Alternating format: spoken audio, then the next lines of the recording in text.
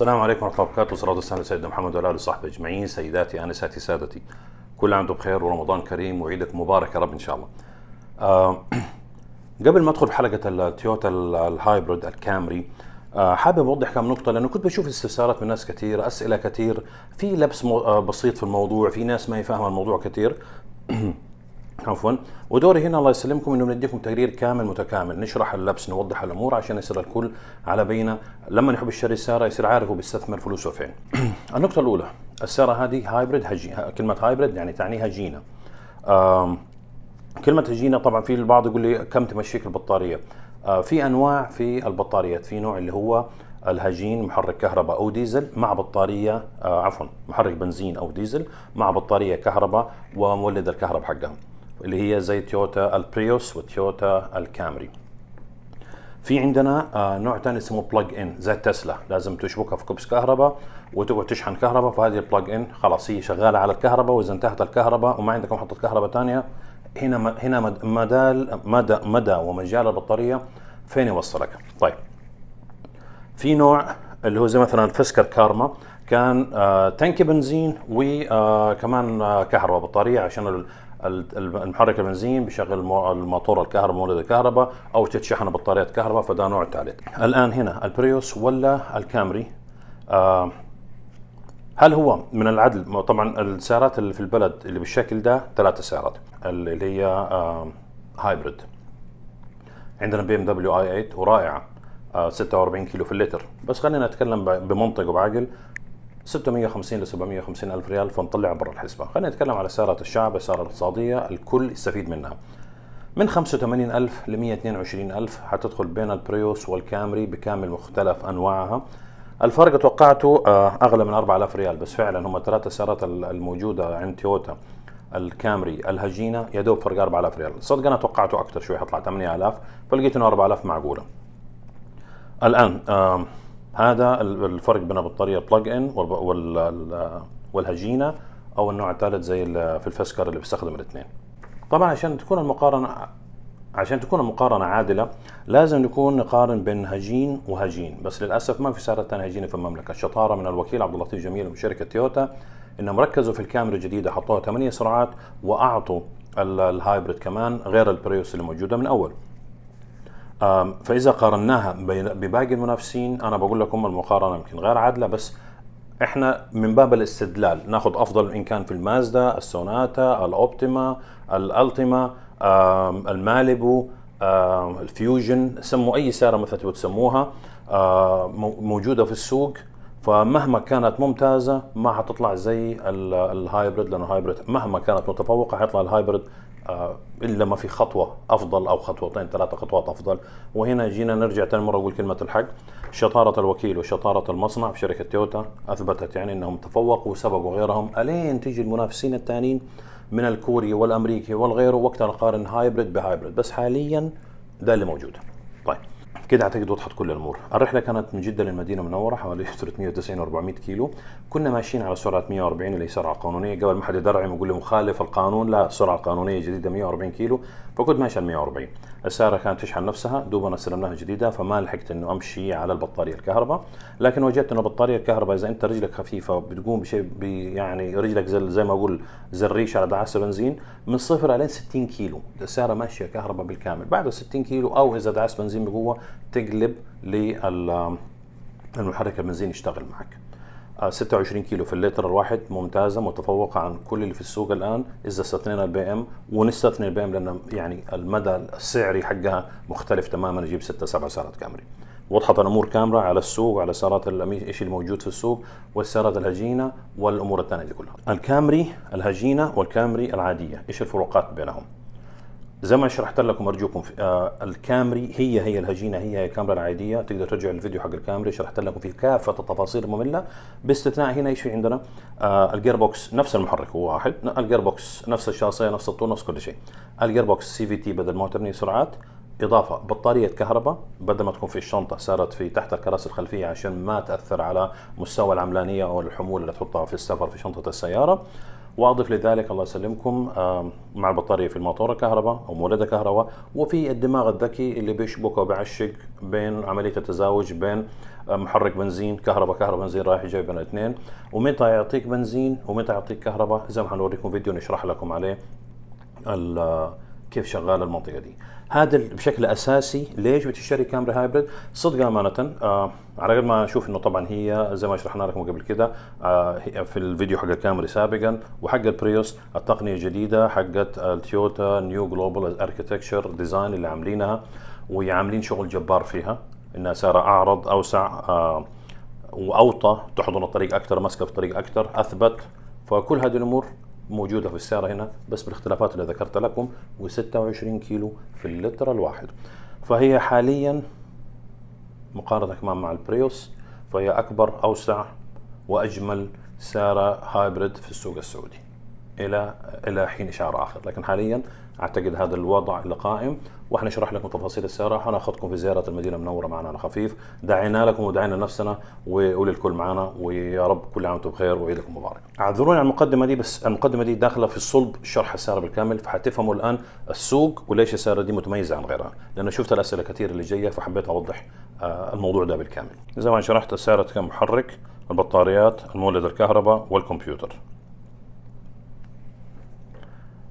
لما تكون السيارة واقفة المحرك البنزين مطفي ما هو شغال، وعندنا المكيف والمعدات الثانية الكهربائية كلها شغالة على الكهرباء. عند احتياج انه نمشي بالسيارة الكهرباء بتتدخل، والبطارية عندنا مع الموتور بتشحن الموتور وبتشتغل السيارة بتتحرك معنا.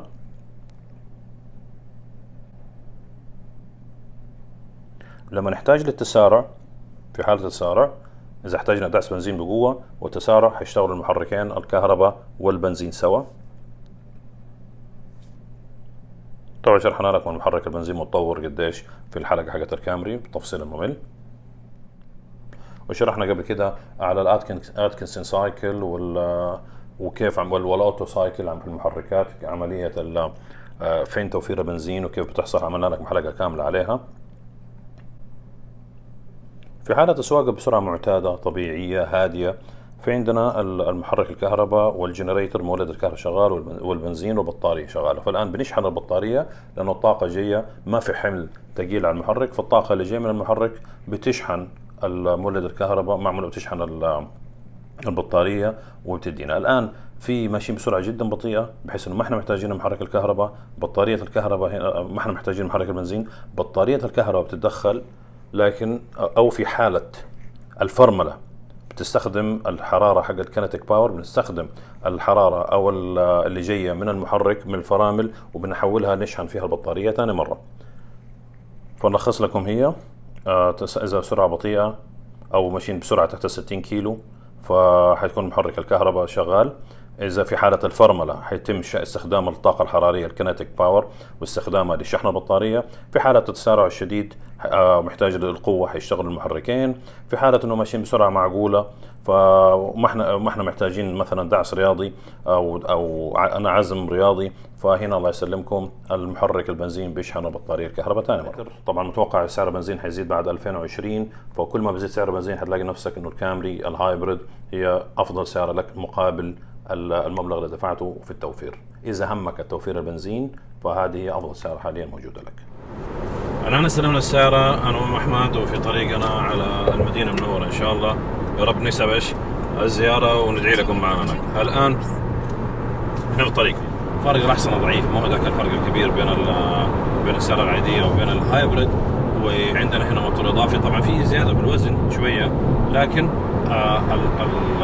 التعويض في تقليل عملية صرفية البنزين ممتازة. الكامري الوحدة الجديدة كان جايب أرقام ممتازة، لكن الكامري وصلت مرحلة أبعد، إنها جابت المحرك الهجين بطارية بكهرباء، فبالتالي صار ما لا منافس. صارت إذا أخذنا تويوتا بريوس كناحية إنها ممتازة وكمثال رائع وإنها اقتصادية جدا، فهنا الآن عندنا سيارة أكبر أحلى أجمل أوسع، وفي عملية الله يسلمكم كمان في نفس الوقت عملية بتديك 26 كيلو في اللتر واحد.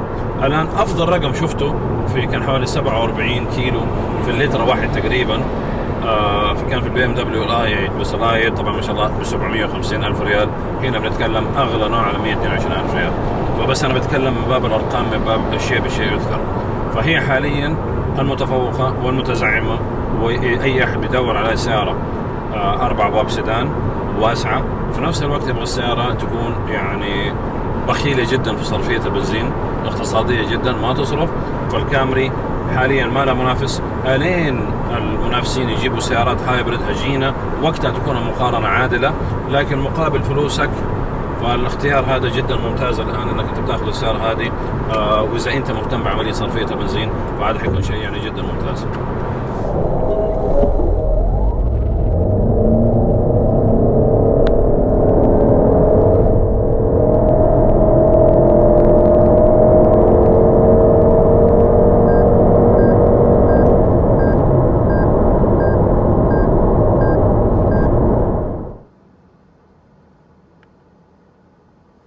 هذه وضعيات الشاشة تبعت المعلومات حق صرفية البنزين، وكمان الاستهلاك، الطاقة الكهربائية أو طاقة البنزين.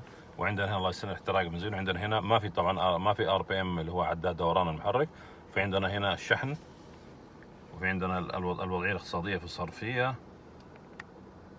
الوضعية الاقتصادية في الصرفية. وعندنا وضعية الطاقة لما يكون المحركين البطارية والمحرك الكهرباء ومحرك البنزين شغالين. الآن خلينا نشوف وضعية السيارة. عندنا وضعيات اللي عندنا في السيارة في العداد. عندنا الوضعية الإيكو، أيوة إيكو مود. هذه وضعيات القيادة عندنا. الإيكو اللي هو الوضعية الاقتصادية، النورمال المعتادة العادية، الوضعية الرياضية. وبعدين عندنا هنا الوضعية الكهربائية بالكامل. الوضعية الكهربائية بالكامل شوفوا المكيف شغال، السيارة شغالة، بس الآن احنا ماشيين بشويش على الطاقة الكهربائية بالكامل بدون أي تدخل من البنزين.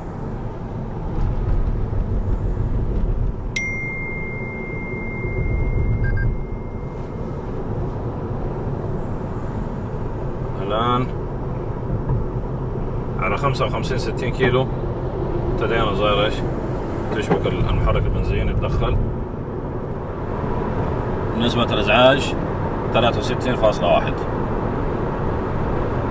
أفضل من القديمة حوالي 4 ديسبل تقريبا، لكن ما هو مرة واو، لكنه أفضل من القديمة ب4 ديسبل تقريبا. القديمة جربت الكامري كان حوالي 67 ديسبل، هنا معنا 63.1، 66 وكسور 67، هنا 63.1. طبعا زي ما قلت احنا الآن الله يسلمكم ماشيين فاضل حوالي تقريبا 200 وكسور كيلو إن شاء الله نوصل مدينة نور على خير. فما شاء الله يعني الجدول ماشي حلو. السيارة حاطت كروس كنترول، ماشي بثقة مع القوانين الجديدة، سرعة 140 كيلو، وحاطت المثبت سرعة 140، وما شاء الله تبارك الله يعني ماشي قدام ساهر كذا بعين قوية ب 140 كيلو. المهم البطارية تخدمك عليها ضمان يا جماعة الخير 8 سنوات. بطارية تعيش معنا 8 سنوات، سعر 10,000 ريال، يعني كمتوسط إذا حسبنا فترة الضمان 800 ريال في السنة معقولة. يعني احنا بنشتري بطاريات ثانية أكثر من كذا. طيب بطارية السيارة أغلى من كذا. الآن تعيش أكثر، أيوة نعم تعيش أكثر، بس إحنا نتكلم عن فترة الضمان. خربط البطارية أسوأ سيناريو يا جماعة الخير، خربط. فإيش اللي بيصير؟ في واحد يقول لي أنا ما أقدر أستخدم السيارة. لا يا عمي تقدر تستخدم السيارة، المحرك البنزين ماشي معك وكل شيء، ترجع نفس المحرك الكامري الأول اللي بدون البطارية وبدون التقنية الإضافية حق توفير البنزين. طبعا إن حابب تغير ففي عند الوكيل كل المعدات، وإنه ياخذ منك البطارية وتخلصوا منها بالطريقة السليمة وركبوا لك بطارية جديدة ثانية وأمورك ماشية سليمة. فكرة البطارية انه ضمن 8 سنوات بتطول في عمر انك السيارة دي بتحلل قيمتها، لانه فرق 4000 ريال في السعر لما تيجي تحسبها كبنزين انت محتاج 4000. طبعا خذوا بالكم البنزين متوقع انه يزيد سعره بعد 2020 فما فوق، متوقع يجي زيادة ثانية في السعر. السيارة بتبين معك قيمتها كل ما بيغلى البنزين. إذا أنت ماشي داخل المدينة أو إذا أنت ماشي حتى في خطوط سريعة بتريحك البطارية طالما إنه رجلك خفيفة على دعسات البنزين. طبعا السيارة الحمد لله فيها أرباقات كاملة، عتبة يمكن على أقل نوع، مش الهايبرد، على أقل نوع. أنا ما شفت أقل نوع في الهايبرد، بس أقل نوع في الكامري لما تجي مو بس الكامري، لا يعني عتبة على مصادر مقاييس إنه في سيارات كثير في السوق أقل نوع فيها بتجي 2 أرباق، كل ما بتعلى فوق بتجيك 6 ايرباجات و8 ايرباجات، لكن هنا السيارة ايرباجات كاملة. فأتمنى يكون هذا تعميم من هيئة مواصلات المقاييس على كل الأسواق. الملاحظات كمان لقيتها هنا في السيارة، أتمنى أن يعني تتوفر، إنه ما في مناطق عامية، يا ريت تتوفر مناطق عامية. برضه هذه تيجي مع حكاية الايرباجات مع مواصلات المقاييس، فأتمنى أن يتم تعميمها منهم، فأعتبر شيء جدا حلو. كمان ما في هيد اب ديسبلاي، يا ريت في هيد اب ديسبلاي. وصلنا الحمد لله بعد مشوار المدينة المنورة، كسبنا مشوار، إن شاء الله رب نكسب الزيارة. مشوار طويل الدنيا حر، بس ما شاء الله السيارة جملت، مكيف بارد، يعني كل شيء ما شاء الله في السيارة كان ممتاز. أتمنى قدرنا إن شاء الله قدرنا كذا نشرح لكم السيارة ونديكم التفاصيل فيها.